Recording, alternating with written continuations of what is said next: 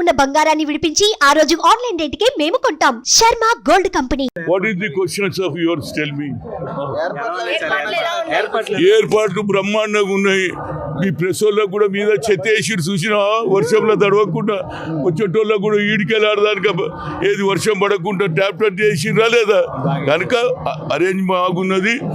ఇంకేదైనా చిన్న చిన్న పొరపాట్లు ఉంటే చెప్పండి, ప్రభుత్వానికి చెప్పి అది కూడా చేస్తారు. ఎలా జరిగింది సార్ మీ దర్శనం? ఎలా జరిగింది సార్? దర్శనాలకు అందరు బాగా వస్తుండ్రు. మా అక్కలు చెల్లెళ్ళు బోనాలు ఎత్తుకొని ఏం కొడుతుంది తెలుసా? నాకు మంచి మొగడు దొరకాలి, మా అత్తమామ బాగుండాలి అని అంటున్నారా లేదా? రైతులు సుఖంగా ఉంటున్నారా లేదా? 2 లక్షల రుణమాఫీ చేసినాం. ఇప్పుడు జాబ్ క్యాలెండర్, ఏ నెలలో ఏ జాబ్ వస్తుందో రెడీ ఉండుర్రి, మంచిగా చదువుకోర్రి, అందరికి ఉద్యోగాలు రావాలని కోరుతున్నా. అదేవిధంగా నా లాస్ట్ కోరిక, రాహుల్ గాంధీ దేశానికి ప్రధానమంత్రి అయితే బడుగు బలైన వర్గాలకు న్యాయం అవుతుంది.